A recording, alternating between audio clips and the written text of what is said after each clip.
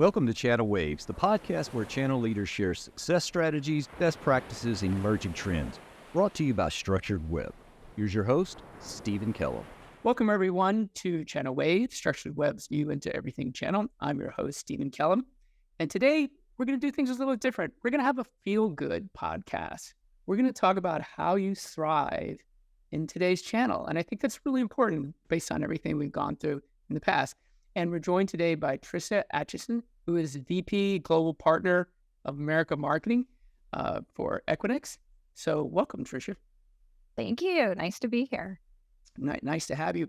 So everybody, we had talked for a while, a couple of weeks ago. Wow, maybe it had been a couple months ago, about what to land on and how to share what Tricia's learned, and maybe I can weigh in a thing or two. And we came up with how to be a good student of the business, and what are the things that you need to do to really thrive. I think being a student of the business is probably one of the most important things I have learned over the many years of doing this. So, and it takes on, I would say, different forms. Sometimes maybe you don't even realize you're being a student of the business, but things are changing rapidly, right? And I think probably more now than ever, it's really, really important to know what's changing around you and be in tune to that. Yeah, I totally agree. And we're going to talk about AI, which is what everybody's talking about as we get through this. But Tricia and I both thought that if we started off with AI, we were never going to get anything else, right? So we came up with 5 things to go through, and we're going to walk through those 5. And they are sales and marketing alignment, which I think is really key. Ongoing self-education. I think you mentioned that a little bit. How do you really become a student of the business? Creating programs that have value. And I think that's kind of basic. And I think in all the technology that comes out, sometimes we forget about the value of the programs. CX to PX, which is one of my favorite, right? How is the B2B2C affecting B2B? And then we're going to end it up with AI and digital transformation, because I think that is like something we could talk about for quite some time. A long time. Exactly. But yeah, let's start with sales and marketing alignment. That's near and dear to me because I've been a CMO, I've been a head of sales, I'm a CRO, and I think to me they're all merging together. And the question is, can you make it seamless? Yeah. So I think sales and marketing alignment. So I've sort of prided myself throughout my career on being able to align back to sales. And probably when I was doing it early in my career, I didn't really realize how valuable it was or how important it was. And now for the role that I'm in, right, running America's marketing, running global partner marketing, it's really important that you are aligned to your sales counterparts. You have to understand their business. You have to understand their priorities, because if you don't, then the programs you're building, they might work. You might get lucky, right? Or they may not work. But what I have found over the years is the better you can be a student of their business and understand what they're trying to achieve and what their objectives are, and then building programs in alignment with that, it helps you both win, right? And I think, gone are the days where marketing can have a green scorecard and sales does not. Like, everybody has to have that green scorecard. And the way you get to that, right, is by being super aligned and spending time with your sales counterparts and really understanding their business. What are some of the challenges that you face? It's easy to say that. Sometimes it doesn't always work out so well. Yeah, I mean, I think from a challenge standpoint, so I think sometimes I've seen that sometimes you have sales leaders that don't value marketing, or they think that marketing is maybe just an execution arm, right? So like, hey, I want to do this event. Can you just execute this event? We all know that people love events, but they're an expensive way sometimes to go to market and don't always yield the results that you're looking for. So I think sometimes understanding the functions can be a challenge, right? Because I think marketing's just viewed as in service to sales, and then maybe they don't value what marketing can bring to the table. I think sometimes marketing and sales objectives are not in alignment. So I've worked in organizations where they didn't necessarily line up in what one organization was being asked to do versus the other organization. And when you have that misalignment, right, then you start to you start to have problems in terms of what you're driving to. And so I do think that it takes diligence. It takes from the marketing standpoint, I think you have to really put yourself out there to say, like, I want to be aligned to your business. And of course, marketing is going to sometimes have other objectives that are not just in service to sales. But if you can work through both pieces of that and kind of bring that back together, I think that you'll find that you do better. So I do agree. Sometimes it can be challenging. They say, I think in everything, it comes back to relationships. There is a big element of building relationships and building trust in terms of working with your sales counterparts, because they are driving to a number. They are under a lot of pressure, and they want to make sure that, that they're getting the most from all of the people that are kind of in service to them as well. So I kind of always go back to the relationships, because I feel like if you can build strong relationships and build that trust with them, that when you go to them to say, hey, this isn't the best program, or hey, let's try this program, they might be a little more open to what you're trying to do with them. Yeah, I totally agree. And from historically, I come from a sales background and then moved into marketing. I think the interesting thing for me was the first time I sat down with someone and we really looked at the whole pipeline, and we looked at from awareness all the way through close, and went, where does sales and how does marketing play in each one of them? I think the good thing for us, and now I guess I consider myself more of a marketer, is I don't think marketing's ever been more valuable, never has been more valuable than it is to sales right now, all the way down the funnel. And the best salespeople that I know today are leveraging marketing for absolutely everything, right? From the very top of the funnel to the very bottom, and work well together. 100%, 100%. And in the roles where I've been most successful, it's where I had sales leaders that actually valued what marketing was bringing to the table. A couple of jobs ago, I had a sales leader that we would literally like draw on the board marketing contribution and where we thought the pipeline was coming from. And it was kind of a lot of fun, right? Because then you were thinking about how you were building your programs to get to that number to make sure that sales was getting to where they needed to be. And so I agree. Like, I think there's a lot of opportunity there.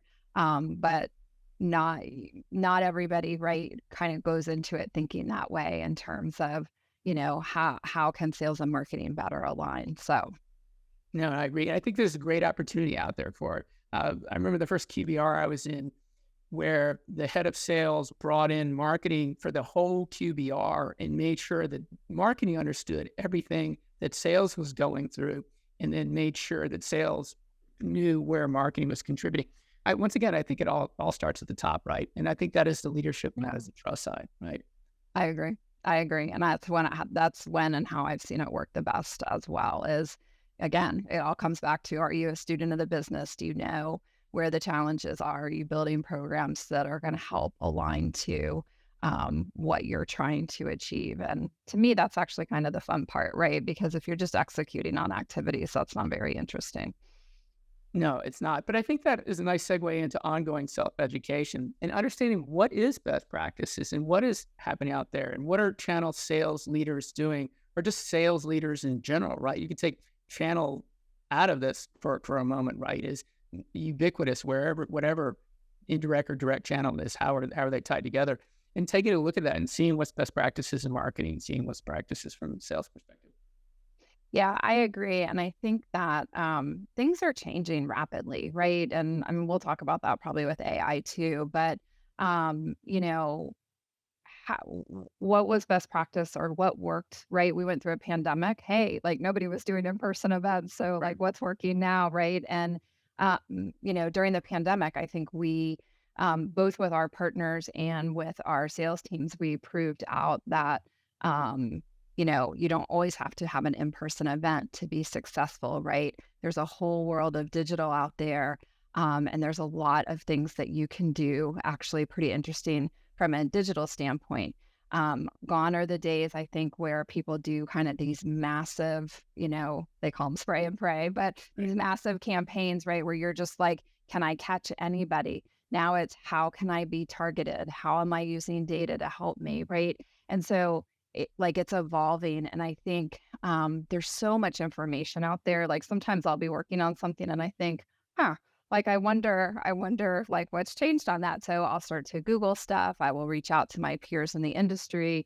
Obviously, I participate in some different forums. And so, and those people are great people to go back to and say, like, how are you dealing with this? Or are you seeing this? Like in my last role, I kept getting requests to do through our MDF program to do a proof of concept for partners.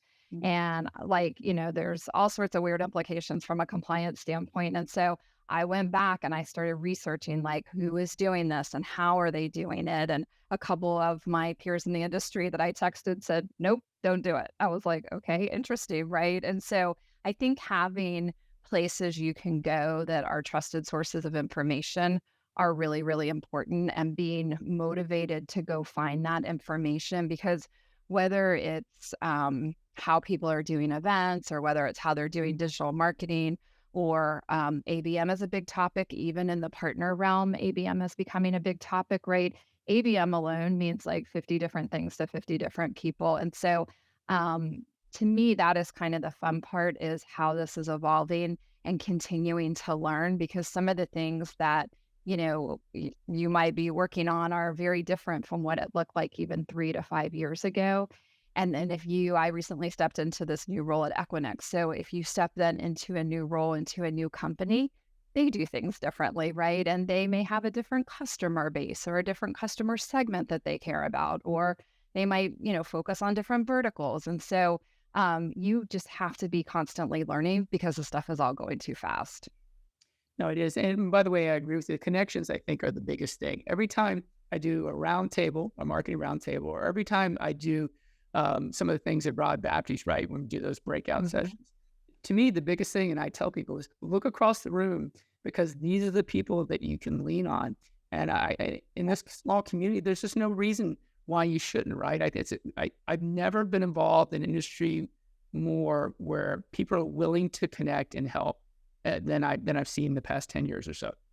Yeah, I was going to say they are always willing to help, right? If you're working on a strategy around marketplaces, right? That's new for a lot of companies, but there are a few folks out there who have done a pretty good job of trying to embrace that and figure that out. And they're willing to share with you, right? I agree. Like some of those industry conferences, you are amongst your peers. And I can remember years ago, I was invited to kind of like a round table of my peers. And I was like, well, this is interesting. Like, is anybody going to talk in this? Oh my gosh. First of all, we all had the same issues. Like, no matter whether you're talking about MDF, like, or program levels, whatever you were talking about, we all were experiencing the same challenges. And everybody was willing to share, because here's the thing, there's so much nuance once you get back into your company that it's not even going to look like whatever somebody else is doing anyway. So I think the channel is unique, and working with partners, and that we're sometimes a little more willing to share best practices and some of our struggles, just because in some regard, if we all do it well, we all kind of win from doing it well together. So I don't know. That's been kind of interesting for me, because I don't know that that's true in all industries. It's not. So, and I can say this wholeheartedly, right? I think in the technology space, it's very unique, and anybody listening out there, they should appreciate and take advantage of that, because I've worked in the automobile, I've worked in fields outside of it, heavy manufacturing. It's different. People are very, very tight-lipped in those conferences. So I think it's one of the coolest things there. And anybody who's not connected should figure out how to do that. Completely agree. And that's a good segue into the next one. One of the things we talk a lot about is how to build programs that have value. And I'm really interested that POC you talked about in MDF, and it's one of the biggest challenges out there. How do you build a unique MDF program that actually has value to partners? I kind of like the POC. It's kind of interesting you said that, because it has a natural appeal to me, having been a former partner, but I understand some of the challenges there. Yeah. So I think, partner programs are another area, right? Like this whole podcast is tied to how things are evolving, right? Partner programs are evolving. I think over the last few years, you have seen some of the larger vendors change their programs a lot. I think some have been wildly successful. I think others have struggled. I think what what vendors are trying to get to is how do we reward for the things that we value, right? Because there's certain things that we value within our ecosystem. Um, but I also think that um, partners are dealing with a lot of different vendors and they're looking for return, right? They want to know that if they're going to invest, whether it's putting their people through enablement, sometimes programs charge people to be on them, whatever, right? They want to recognize that return. They're looking for simplicity, right? Because, I mean, MDF is a great example. They're trying to deal with 5 or 10 or 100 or 150, right? Different MDF programs. And so when everybody thinks they're clever and try like have some kind of nuance, and it makes our partners a little crazy. The other thing I've seen recently too is I was just reading an article that was talking about there's a lot of partners that are actually looking to add new vendors. And I feel like that's not always the case. Like I feel like there's, certain years or certain times where partners are pretty content with the set of vendors that they have, and they're not always willing to bring on new vendors because it's expensive for them. So I found that a little bit curious, right? That, and this may tie to the fact that one, technology is evolving. Two, I think partners are also having to evolve, right, their businesses. And so if you think that there's a set of partners out there that are actually looking to add to their portfolio, then, what are they going to evaluate you on? And one is definitely going to be simplicity, but one is also going to be like, am I going to get a good return for the investment that I'm making? Because it is expensive for partners to bring on a new vendor. Yeah, no question about it. And I think that ties into the PX to CX, or really CX to PX, sorry. The other way around, CX to PX, right? That'd be pretty bad if we went PX to CX, but CX to PX. And I think the simplicity side to it, I go back to you said about an MDF side of things. When I was a partner, there was a Fortune 100 company that had an MDF program that I would have had to hire someone full-time to manage. It was just so... A lot of vendors do. Yeah. Or makers do. Yeah. Yeah. Or I wrote guidelines that read like they hated me and didn't want me to act like it. You laugh about that. I tell people... I've lived it. It's so painful. And it's getting worse with compliance. So I'm not sure that's getting better, but yeah. It is getting worse with compliance, but still, there is font that looks like a contract, and there's font that looks like something that this is marketing. That it's two-partner marketing. There's font that says, "I like you." I know that sounds really weird, but when you look at a website, you decide in less than a second whether you like it. When you look at a page, you go, "Is this legalese, or is this someone talking to me who's truly my partner?" And once again, I want to do it. And then you start to go, "Oh my gosh." Here's what you start to think. I think you start to think, I'm not going to return on this because this is going to be a ton of work. I'm going to be going through all this sort of stuff, and they're not actually paying attention to what's important to me. And then they don't like where I put my logo, so now they're not going to pay me or whatever craziness ensues. And it's interesting, right? Because one of the things that I think is really quite interesting in the partner world is how technology has evolved, right? And so, when I started this partner stuff years and years ago, right, there were like maybe one tool and everything else was homegrown. And part of what's been interesting, I think, over the last several years is because the technology has evolved so much, vendors are struggling with like kind of their homegrown solutions and making the leap into technology that's been developed that actually works well and makes it easy for our partners, right? And so you don't have to have these MDF tools and education systems and stuff that make no sense, that were never written for partners to begin with. You can actually work with a vendor, right, to come up with what works exactly for your business. And it makes the experience for your partners amazing, right? And one of the things I always say to people is, you need to be clear on your requirements for what you're trying to do with your partner ecosystem, and then let the vendor come along with their expertise, right? A structured web, and work very closely with you in realizing that vision. Like, it's a very, it's a very cool time to be working on some of this, right? Because I can tell you, when I grew up in this partner world, we did not have those tools. And every time something in the company was rolled out, it was never for partner. It was always for, direct sales or whatever. And now, like, there's so many interesting things, and it can be so beneficial to your partner community because they can track real time, like what's going on with their rebates or what's going on with their MDF or how are they performing on, their enablement, right? There's like all these really cool things. And so I think that like having the experience of your partners in mind as part of your overall program, right? Simplicity is important, but the experience is important, right? Because to your point, who wants to read a contract that sounds like they're yelling at you? Like you want to say like you're super important to our Yeah. business and we're going to treat you as if you really are a partner to us, right? In terms of how we work together.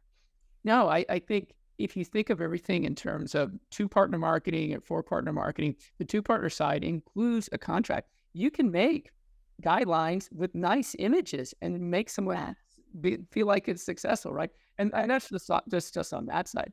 But I think that you're right. This all ties to CX and PX. And I remember when single pane of glass used to be this vision like 10 years ago. Oh my God, you had an MDF, you had a rebate. Maybe you were lucky if you had rebates that were done well, and then you had incentives, and maybe you had a PRM, and they were all over the place. And I think today the expectation, and I think this is the CXPX, is a single place, a single pane of glass.